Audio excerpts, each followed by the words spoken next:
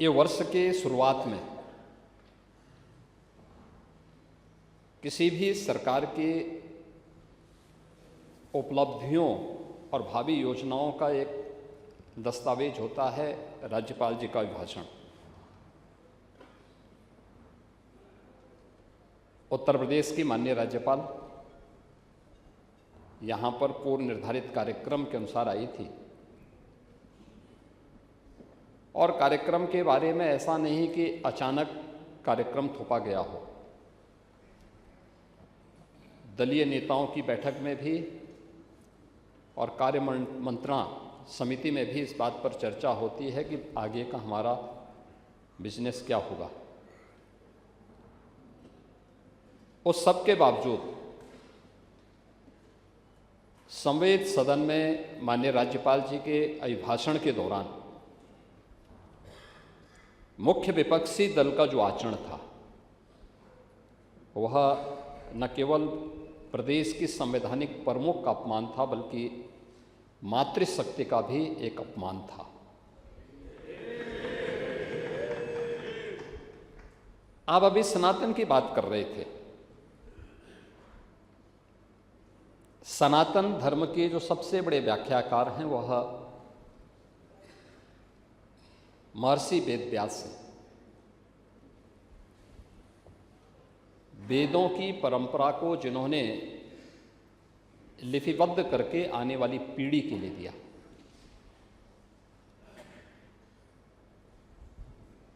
उन्होंने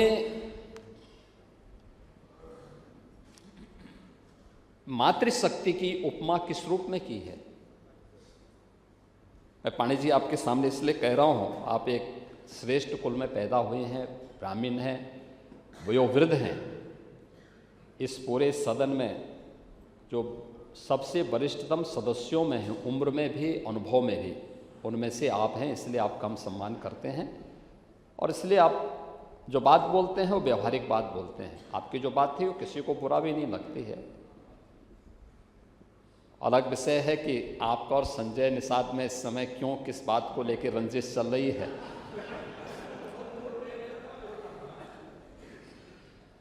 और लगता है कि आपकी पोखरी का भी ठेका करके आ गए लगता है।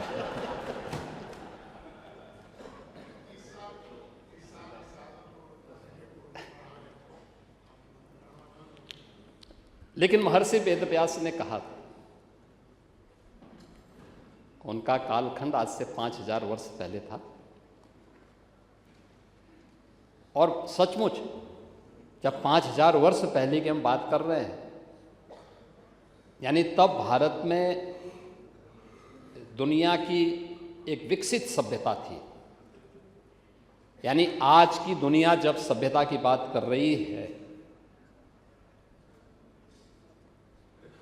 और जब आज की दुनिया सभ्यता की बात कर रही थी तब भारत दुनिया को दिशा दिखा रहा था, राह दिखा रहा था।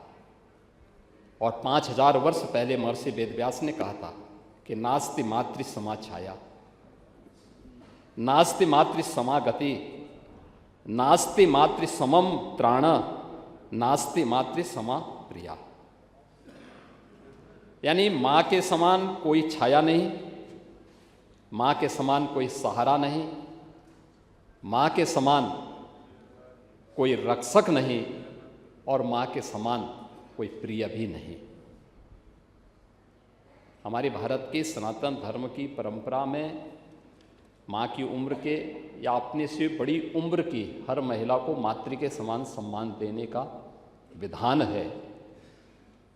और किस प्रकार का आचरण आप लोगों का इस सदन में माननीय राज्यपाल जी के अभिभाषण के दौरान था और आप सनातन की बात कर रहे थे, ये मुझे इस बात को लेकर के, या तो हो सकता है आप इसीलिए सदन में उपस्थित नहीं हुए थे क्योंकि आपके नियंत्रण से बाहर समाजवादी पार्टी के सदस्य रहे होंगे, इसलिए आपने कहा होगा कि अब इन उच्छृंखलों के बीच में रहने से अच्छा है कि हमें स्वयं बाहर रहें। लेकिन आचरण जो भी था वो अच्छा नहीं था, वो अच्छा आचरण नहीं था और उस अच्छे आचरण की दृष्टि से आज इस सदन की अभिभाषण की शुरुआत में यहीं से करता हूं। अचानक प्रदेश का परसेप्शन खराब नहीं हुआ था, अचानक नहीं हुआ था। यही आचरण था जिस आचरण से बिटिया घबराती थी और व्यापारिक कारोबार समेटता था। उसकी एक झलक अभिभाषण के दौरान भी यहाँ पर देखने को मिल रही थी, और वह किसी भी स्थिति में मुझे नहीं लगता है कि प्रदेश का कोई भी व्यक्ति उसको स्वीकारेगा। आपकी बात व्यवहारिक थी और आप व्यवहारिक बात बोलने का प्रयास भी करते हैं। अलग विषय है कि आपके हाथ बंधे हुए हैं,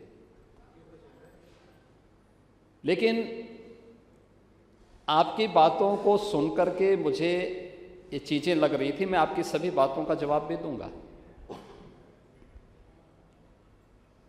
और जो गालिब ने भी कहा था कि गालिब उम्र भर में ये भूल करता रहा, धूल चेहरे पर थी और आईना साफ करता रहा। समाजवादी पार्टी के और मुख्य विपक्षी दलों के इस आचरण के कारण उत्तर प्रदेश का पूरा सदन अपने आप को आहत महसूस कर रहा था।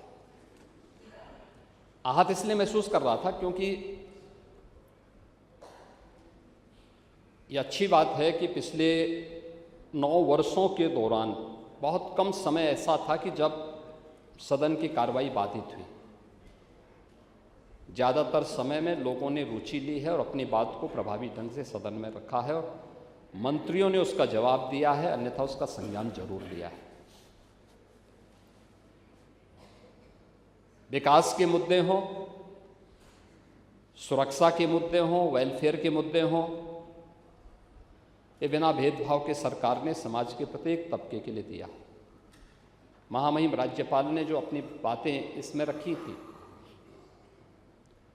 2-3 बातें उसमें प्रमुख रूप से थी कि 6 करोड़ से अधिक की आबादी को पिछले 8 वर्ष के अंदर सरकार के द्वारा किए गए सतत प्रयास से, डबल इंजन सरकार के द्वारा उन्हें बहुआयामी गरीबी की रेखा से ऊपर कर किया गया है। ये नीति आयोग के वे आंकड़े हैं जो उन्होंने पूरे देश भर में सरकार के विकासपरक योजनाओं, कल्याणकारी योजनाओं के परिणाम स्वरूप उसके परिणाम सामने आए हैं। इसका मतलब ये नहीं कि उनको इन अन्य योजनाओं से वंचित कर दिया जाए। उनको जो राशन की सुविधा मिल रही है वह यथावत मिलेगी, उन्हें स्वास्थ्य की सुविधाएं जो मिल रही हैं वे यथावत मिलती रहेंगी, शासन की अन्य सभी प्रकार की सुविधाएं वैसे ही मिलती रहेंगी।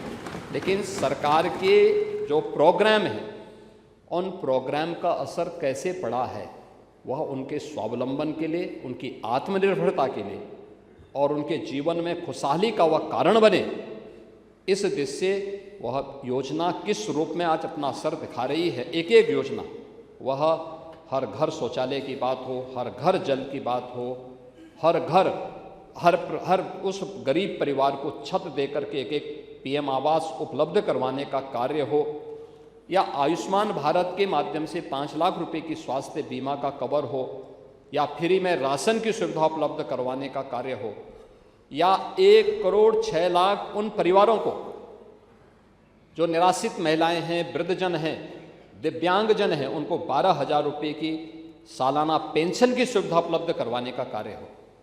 ये यथावत चलती रहेंगी और अन्य जरूरतमंदों को भी सरकार उन्हें उपलब्ध कराएगी। अगर आप ये वीडियो YouTube पर देख रहे हैं तो हमारे चैनल को सब्सक्राइब कर बेल आइकन दबाएं, और Facebook पर देख रहे हैं तो हमारे पेज को लाइक करें।